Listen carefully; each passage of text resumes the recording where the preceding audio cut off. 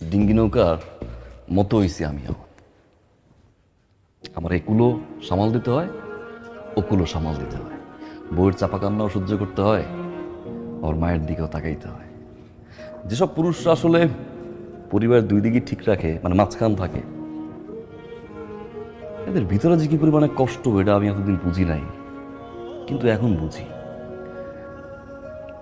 বড়পা, কিছু কথা আজকে বলি না। আমি খুব অবাক হই যখন আপনি আমার বউরে সংসারের দায়িত্ব শিখান। আরো বেশি অবাক হই শাশুড়ির কিভাবে যত্ন নিতে হবে সেই বিষয়ে যখন আপনি ওরে শিখান। আমার খুবই খারাপ লাগে। আপনার শাশুড়ি যে প্যারালাইজড, তার যেটা যত্ন করা উচিত, তার পাশে থাকা উচিত, সেই চিন্তা কোনোদিন করছেন আপা? আপনি কিন্তু করেন না আপা। আপনি করলে মাসে 30 দিনে 15 দিনে এই বাড়িতে এসে থাকতে পারতেন না। আপনারটা না হয় বাদই দিলাম, আপনার তো শাশুড়ি, কিন্তু এই যে আমার বড় দুলা ভাই, আপনার তো মা না। আপনি মায়ের চিন্তা না করে আপনি সব সময় খালি আপনার বউর আচরণ নিচে পড়ে থাকেন। বউ যদি বলে ডানে, আপনি যাবেন ডানে, বউ যদি বলে বামে, আপনি যাবেন বামে। আপনার লজ্জা করে না দুলা ভাই?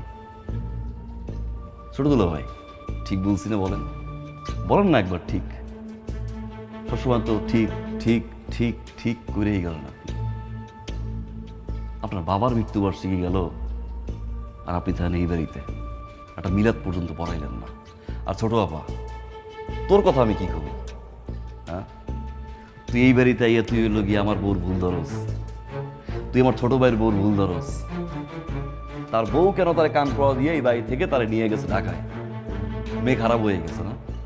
আর তোর যে জামাইয়ের 3টা বোন ঘর দিয়ে আলাদা করে দিলি, বাপ মা আলাদা করে দিলি, পুরো একটা বাড়িতে তো জামাই নিয়ে একা থাকস, তোর লজ্জা করে না? তোর লজ্জা করে না? তুই এবার আমার ছোট ভাইয়ের কজ যে ওর বউ সবকিছু কান পড়া দিছে, ও খারাপ? একটা মেয়ে তার জামাইকে বুঝাই শুনে এই বাড়ি থেকে নিয়ে গেছে, সে খারাপ। আর একটা মেয়ে বাপ মা সবকিছু ছেড়ে এই বাড়িতে পড়ে আছে, যাবো মা আজ পর্যন্ত রান্নাঘর ঢুকতে দিচ্ছে বিয়ের পর থেকে? বড়টা মা, সত্যি বড়টা মা দিছে, ঢুকতে দিচ্ছে মা? দেখা তো না? তোমার জ্বর হোক, মাথা ব্যথা হোক, কোমর ব্যথা হোক, 24টা ঘন্টা পাশ থাকতেছে, তোমার যা লাগতেছে সবসময় তোমার সেবা করতেছে মা। ও তোমার গায়ের জ্বর নিয়েও মা তোমার সেবা করতেছে। আচ্ছা, ভালো সংজ্ঞাটা কোথায়? আমার একটু শিখাও না, আমি একটু শিখতে চাই সংজ্ঞা কোথায়? ভালো ভালো সংজ্ঞা কই? এই দুলো ভাই, আপনি কথা বলেন না কেন? এই বড় দুলো, আপনি কথা বলেন না?